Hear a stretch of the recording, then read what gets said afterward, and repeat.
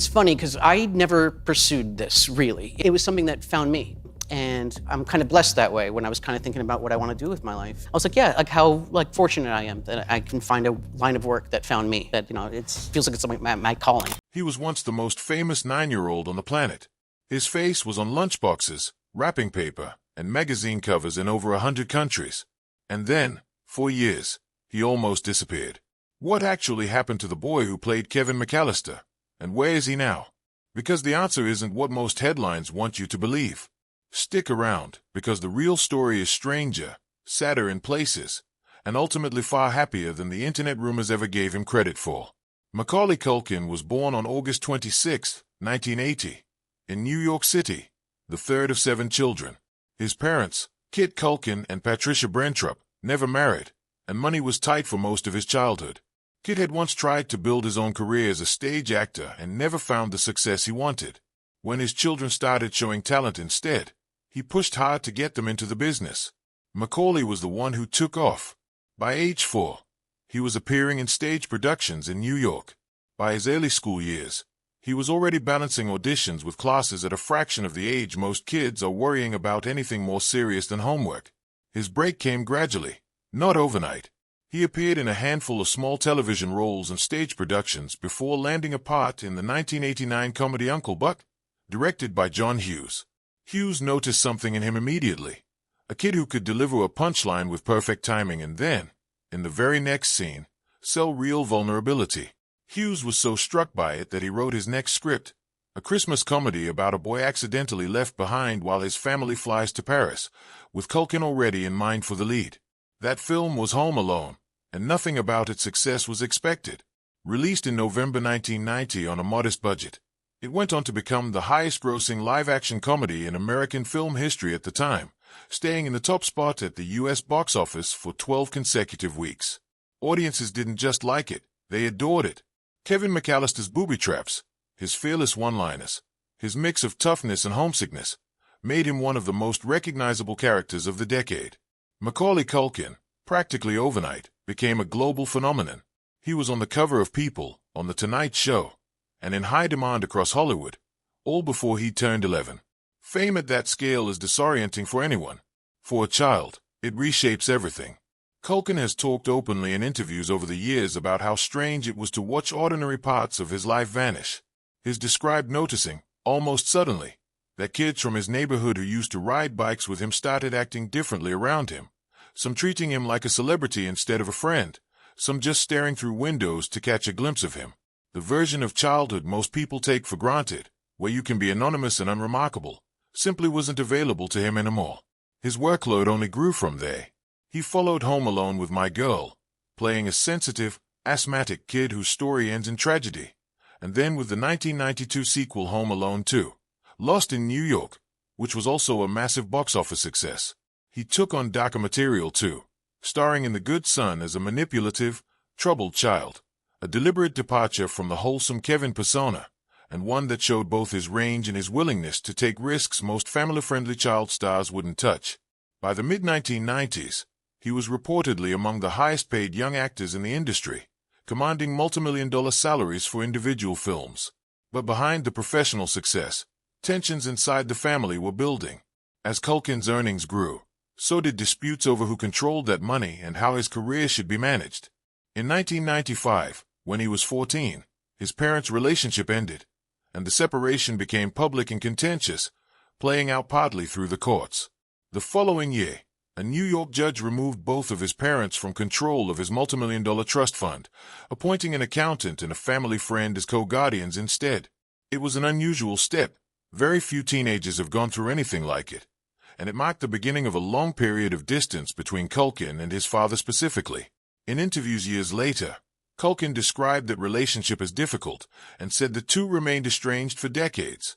After the release of Richie Rich in 1994, Culkin stepped back from major film roles for several years. He said in multiple interviews that this wasn't a career collapse, as some media coverage at the time implied, but a decision he made on purpose.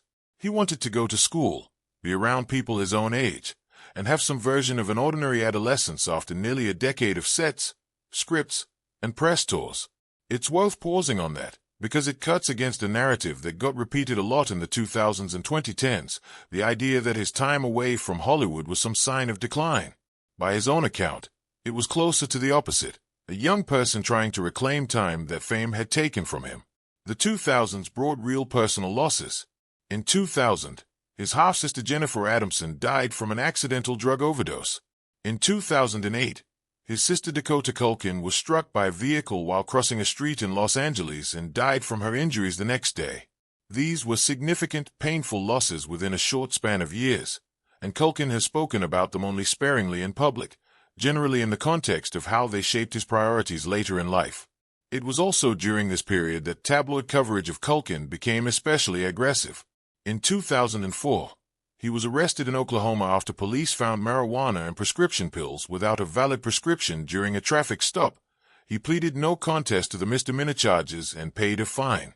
Photographs of him from a few years later, in which he appeared noticeably thin, spread widely online and were used by numerous outlets to suggest, without real evidence, that he was seriously ill or near death. Culkin has since said plainly that those reports were exaggerated, and that he found it strange to watch difficult but ordinary moments in his life get turned into sensational headlines for profit. This is worth being direct about. Much of what circulated about him during that decade was speculation dressed up as reporting, and a lot of it simply wasn't true. One relationship that drew constant scrutiny throughout Culkin's young adulthood was his friendship with Michael Jackson, which began after the two met backstage following one of Culkin's stage performances in the late 1980s. As Culkin's own fame exploded with Home Alone, the two grew close, with Culkin later saying he believed Jackson understood, better than almost anyone else in his life, what it felt like to lose an ordinary childhood to global fame. Culkin has said he never treated Jackson like a celebrity when they spent time together, which he believes is part of why the friendship worked. Visits to Neverland Ranch became a regular part of their relationship, the video games, the private movie screenings, the amusement rides on the property. That friendship put Culkin in an uncomfortable position when Jackson faced criminal allegations. Culkin testified as a defense witness during Jackson's 2005 trial, stating under oath that nothing inappropriate had ever occurred between them. He's repeated that position consistently in interviews in the years since, including after Jackson's 2009 death, and has pushed back specifically on the assumption that sleeping in the same living quarters as Jackson meant something sinister, describing that space as an enormous multi-room suite rather than a conventional bedroom. Whatever conclusions individual viewers draw about Jackson more broadly, it's accurate to say that Culkin has been unwavering in public in his own account of their friendship for close to 2 decades now. Around 2011, Culkin returned to a more visible public life, though on his own terms rather than by chasing another blockbuster franchise. He co-founded a novelty band called the Pizza Underground, which performed pizza-themed parodies of Velvet Underground songs, a project that was more about having fun than building a comeback narrative, and by his own admission wasn't meant to be taken too seriously. He also launched Bunny Ears, a satirical pop culture website, and started a comedy podcast. These projects signaled something important. He wasn't trying to recreate his childhood stardom. He was building a life around things that interested him. His acting career gradually picked back up as well, and notably, he started choosing roles that had little to do with his family-friendly image from the 1990s. He played a troubled young man in the indie drama Sex and Breakfast, appeared in Adam Green's horror anthology Holidays, and joined the cast of American Horror Story, double feature in 2021, taking on a role that was unmistakably adult and unsettling, about as far from Kevin McAllister as a part could get. More recently, he's had a supporting role in the TV adaptation of Fallout and provided a voice for Zootopia 2, released in late 2025, in which he and his real-life partner Brenda Song voice a brother and sister pair of animated characters. That partner, Brenda Song, has become one of the more stabilizing parts of Culkin's adult life. The two met on the set of the 2019 film Changeland and began a relationship shortly after. Both grew up as child actors themselves. Song is widely known for her years on Disney Channel's The Sweet Life of Zack and Cody, and she said publicly that this shared background gave them an immediate understanding of each other that's hard to explain to people who didn't go through it. They got engaged in January 2022. Their first son, Dakota, was born in April 2021, named in memory of Culkin's late sister. Their second son, Carson, arrived in December 2022. The couple has been notably private about their family life, especially compared to how exposed Culkin's own childhood was to the public.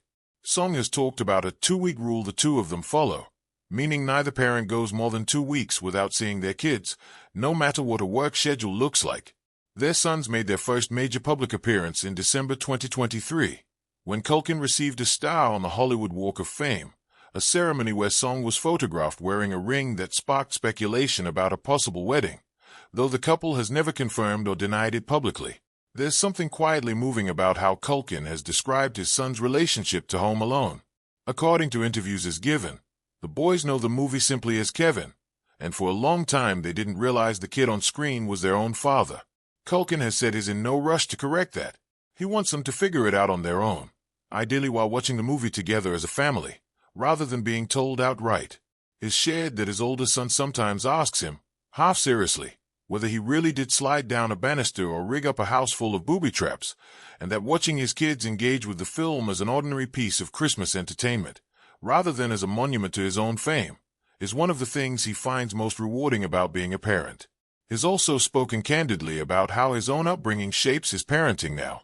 Because he rarely heard praise or reassurance from his father growing up, he's made a point of being generous with that kind of affirmation toward his own sons, telling them directly that he's proud of them, something he says he almost never heard as a child. It's a small detail, but it says a lot about how he's chosen to break with certain patterns from his own childhood rather than repeat them.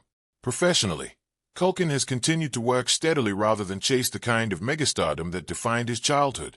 He's taken roles in projects that interest him rather than ones designed to maximize box office, and has been open that he has no real desire to relive the level of fame Home Alone brought him. In 2023, alongside the Walk of Fame ceremony, he received recognition that acknowledged not just his childhood work but the full, unusual arc of his career, from a 9-year-old carrying a family film on his shoulders, to a young adult stepping largely out of the spotlight, to an actor in his 40s choosing offbeat, often darker roles simply because they're the ones he wants to play. Taken all together, it's a story that resists the easy tabloid version. It's not a tragedy, and it's not a fairy tale either.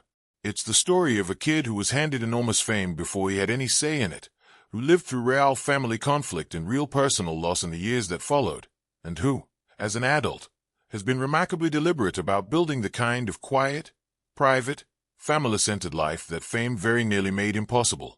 He didn't need to reinvent himself for a comeback narrative. He mostly just needed time, distance from the pressures that surrounded him as a child, and the chance to define success on his own terms rather than everyone else's. More than 3.5 decades after Home Alone first hit theaters, it's still a Christmas staple in households around the world, and Culkin has said he has no complaints about being permanently linked to it.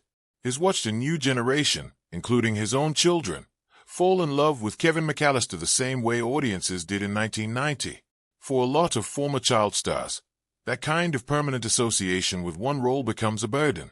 For Culkin, by his own account, it's become something closer to a source of pride, a reminder of a beginning that, however complicated the years that followed turned out to be, still gave a lot of people a lot of joy, and still does.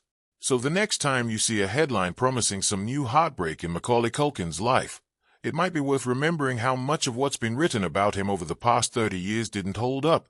The more accurate story is a quieter one. A man who survived a genuinely strange and difficult childhood, weathered real losses as a young adult, and came out the other side with a partner he trusts, 2 kids who know him as Dad long before they know him as Kevin, and a career he now runs on his own terms. That's not a tragedy. That's a comeback, just not the kind Hollywood usually knows how to sell. If you found this look at Macaulay Culkin's real story interesting, let us know your thoughts in the comments below, and consider subscribing for more accurate, well-researched profiles of the people behind the headlines. Thanks for watching, and we'll see you in the next one.